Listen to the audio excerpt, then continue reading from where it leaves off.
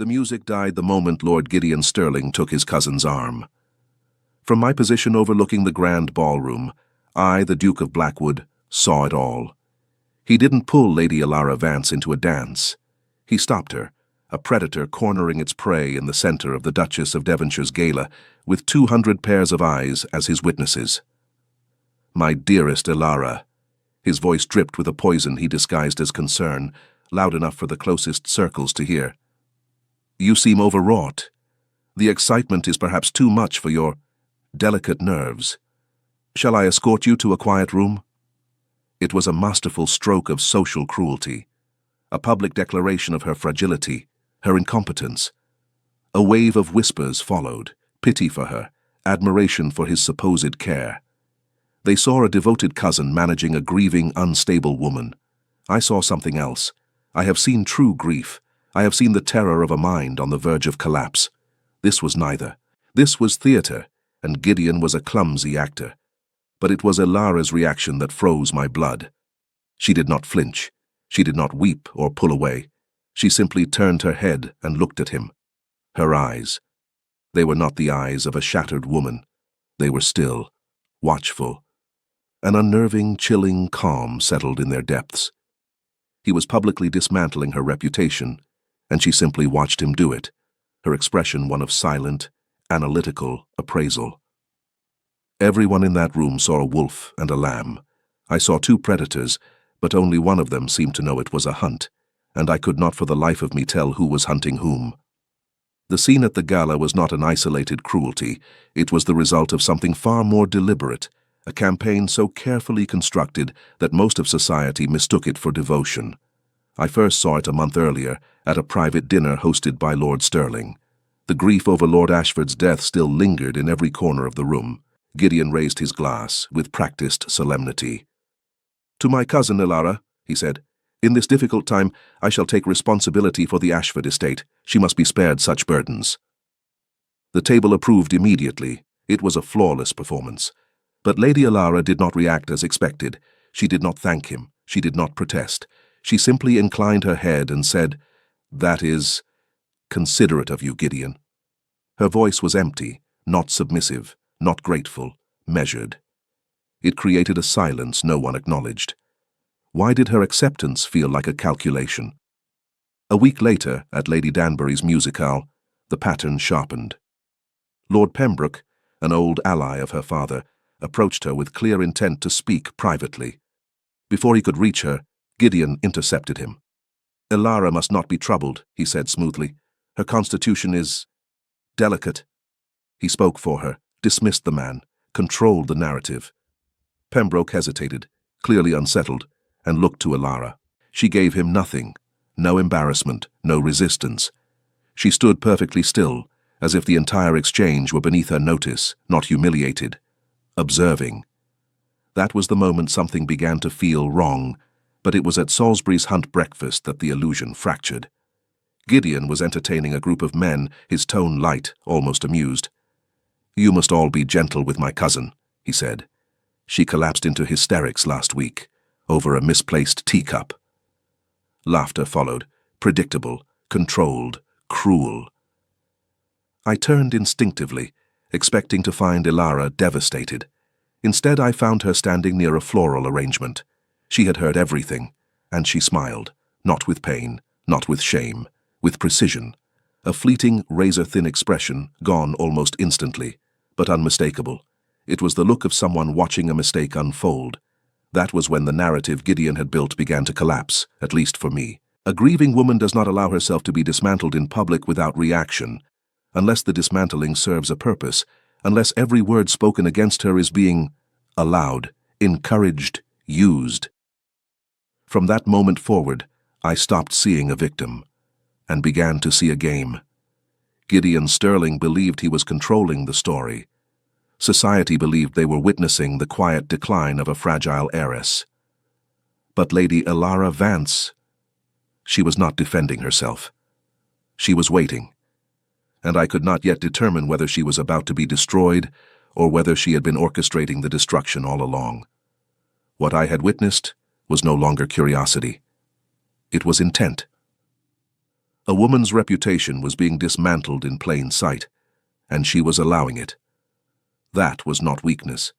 That was strategy. And I needed to understand why. I began where truth is hardest to conceal, among those who serve. I found Mr. Thompson outside a solicitor's office in Mayfair. A loyal man, too loyal to lie well. Lord Stirling must be easing the burden of the estate, I said lightly. The reaction was immediate. His grip tightened around his hat. His eyes shifted, not in confusion, but in caution. His lordship has introduced changes, Your Grace. Changes. In our world, that word rarely meant improvement. What sort of changes? A pause. Too long. Modern arrangements, he said at last. Financial ones. His voice dropped on the last word. Fear, not disagreement. Fear. That was all I needed. I moved next to Gideon himself. At my club by the fire, I approached him with deliberate ease. I encountered Thompson, I remarked. He seems unsettled. The effect was instantaneous. Gideon stiffened. Thompson is obsolete, he snapped. The estate has been neglected for years. It requires decisive action. Too fast. Too sharp. He wasn't answering me. He was defending himself, and men only defend what they fear losing. But suspicion is not proof, and proof in our world is everything. It came to me where it always does, among men who speak carelessly when money is involved. At a private dinner of investors, Gideon spoke too freely. I've arranged the sale of the Northwood timber, he said with quiet satisfaction. A substantial sum. It will resolve outstanding obligations. The table approved. I did not, because I remembered that land. I remembered standing beside Lord Ashford himself, months before his death. That forest is untouchable, he had told me. It is bound in trust for Ilara. It can never be sold. Never. And yet Gideon had already arranged its sale. Not managing, liquidating, not protecting, stripping. In that moment, the entire structure collapsed. This was not about control. It was about desperation, debt, and a man willing to erase a woman's identity to save himself. But the most dangerous realization was not about Gideon. It was about her. Lady Ilara knew. She had to know. No woman watches her own reputation be dismantled so precisely without understanding the reason behind it, which meant she was allowing him to proceed, allowing the lies, allowing the isolation, allowing the narrative to solidify. Why? There are only two reasons a person allows themselves to be destroyed in public: because they are powerless, or because the destruction is not real. And Lady Ilara Vance did not look powerless, which left only one possibility. This was not his game. It was hers, and I had just stepped far enough inside it to realize I might already be part of the board. Armed with the knowledge of Gideon's intended crime, I could no longer remain a spectator. He was not merely a social predator, he was a common thief hiding behind a title. At the next opportunity, a garden fete at Richmond, I sought out Lady Ilara. She was standing alone by a fountain, a solitary figure amidst the vibrant chaos of society, the picture of lonely fragility, a lie. I approached her directly, dispensing with pleasantries. My voice was low, for her ears only. Lady Ilara, I was most disturbed to hear of the impending sale of the Northwood timber. Your father would have been displeased. I watched her face for a flicker of surprise, of fear, of validation. I saw none. Her gaze lifted from the water and met mine, clear and steady. It was like looking into the eyes of a seasoned general. He told you that? She asked, her voice a calm, curious whisper. The question was not, is it true, but who broke ranks? She was gathering intelligence. He boasted of it, I confirmed, to men who care only for profit. I took the liberty of reminding him, in no uncertain terms, that the Northwood land is held in trust, an asset that cannot be sold. A small, almost imperceptible sigh escaped her lips. It was not a sigh of relief. It was one of weary confirmation, as if a piece she had long predicted would fall had finally tumbled. Your Grace, she said, her eyes holding mine, some men, when they are drowning, will pull their own saviors under. Gideon is not drowning. He is setting fire to the ship to spite the sea. Her words chilled me to the bone. She was not afraid of him. She understood him completely. She had been living with this knowledge, this danger, all along. She knew he was a criminal. She knew he was desperate. And she had done nothing. Our quiet conference did not go unnoticed. I saw Gideon across the lawn, his face darkening like a thundercloud as he saw us together. His mask of concern evaporated, replaced by raw, possessive fury. He strode towards us, his steps quick and heavy on the grass.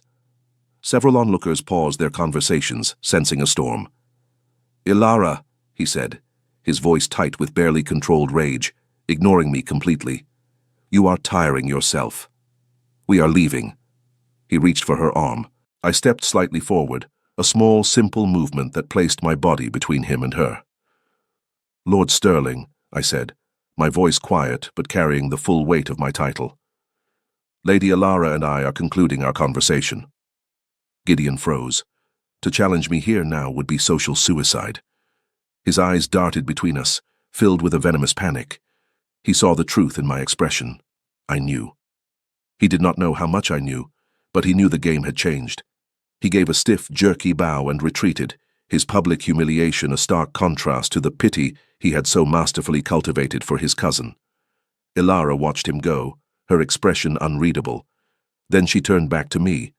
Her composure was absolute, but for the first time I saw a flicker of something else in her eyes, a calculated urgency. "Thank you, Your Grace," she said, her voice barely audible. Then came the twist that unraveled everything I thought I understood. She took a half-step closer, a conspirator. "I am so very glad you see it. I was beginning to worry you would not notice in time." She was not waiting to be rescued. She had been waiting for an ally, a witness, a weapon, and I had just walked onto her battlefield, precisely where she had intended me to be. Her words were a declaration. Ilara had not been idle. She had been laying a snare. My role, I now understood, was not to save the victim, but to spring the trap. We spoke no more of it in the garden, but a silent pact had been forged. It was time to give Gideon Sterling exactly what he wanted, a stage. I began subtly.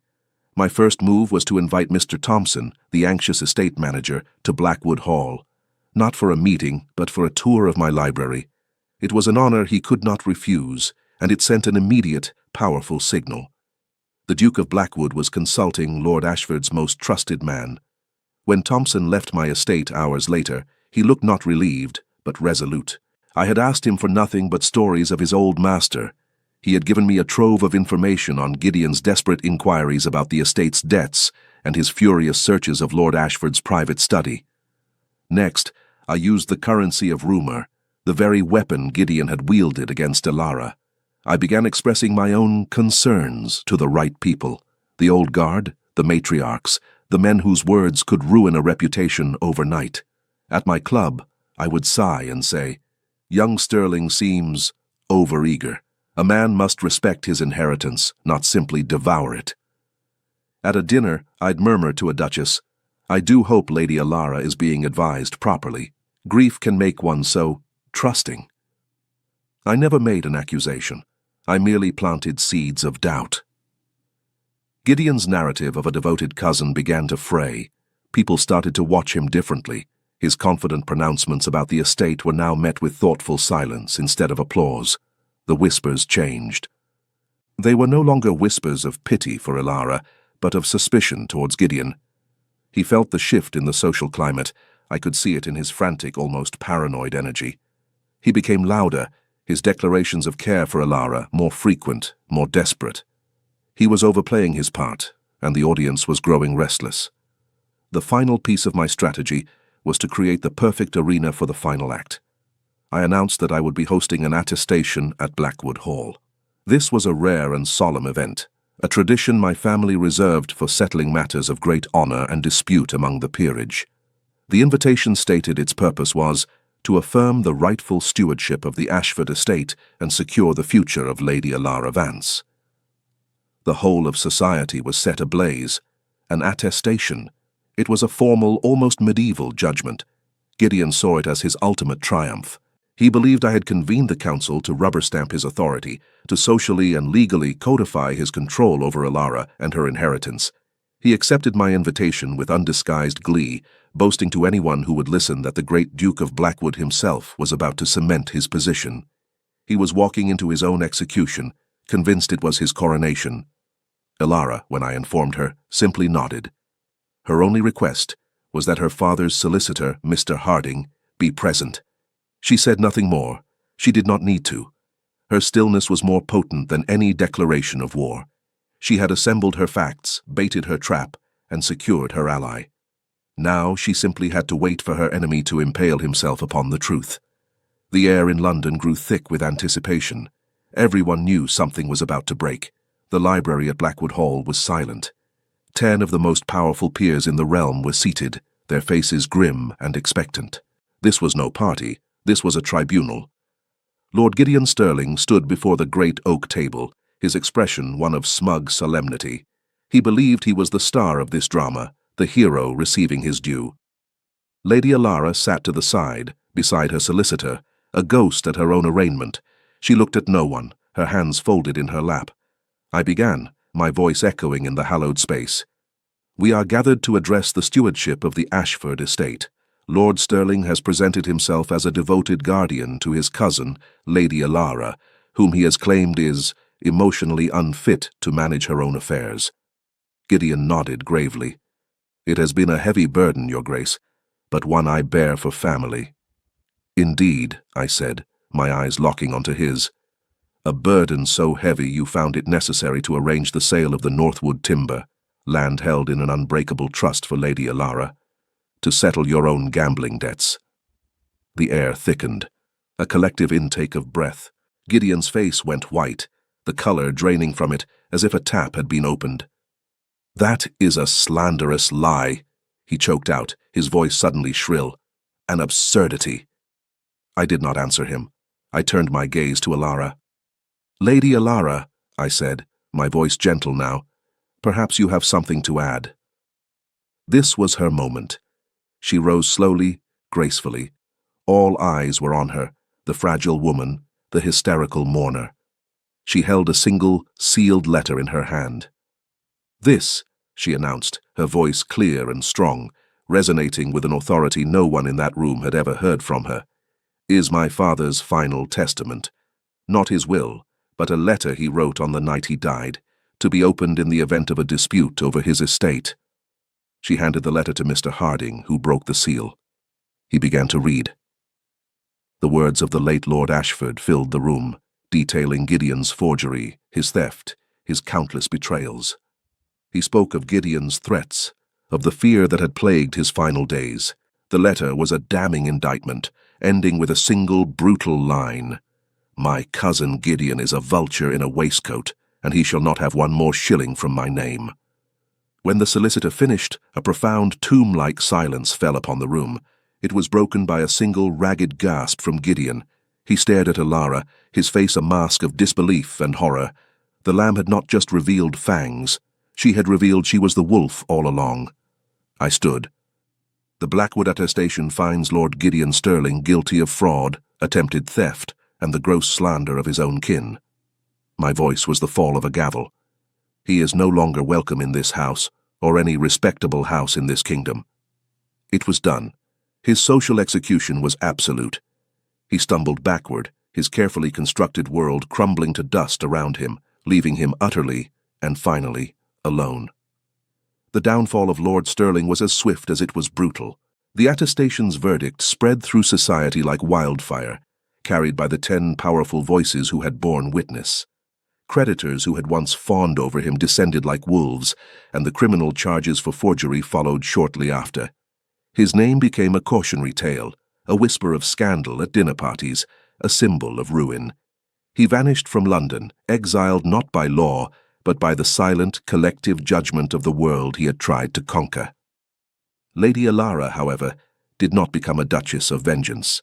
She simply took her place. She reopened Ashford Manor, not with a grand ball, but with a quiet dinner for her father's oldest friends. She managed her estate with a shrewdness and wisdom that stunned everyone. The whispers of her fragility were replaced by murmurs of her iron will. They said she was formidable. They said she was brilliant. They had no idea they were merely seeing the woman who had been there all along, hidden behind a mask of her own making. Weeks later, she came to Blackwood Hall to thank me. We walked in the gardens, the scene of our quiet pact. She was no longer the silent statue by the fountain. She was serene, her power resting easily upon her. "You played a very dangerous game, my lady," I remarked. She looked at me, a faint, knowing smile gracing her lips, the very same smile I had seen at the hunt breakfast. It was no longer chilling, it was magnificent. "A woman's reputation is a fragile weapon, Your Grace," she replied, her voice soft but sure. "I simply made sure that when it shattered it was in my enemy's hand, not mine."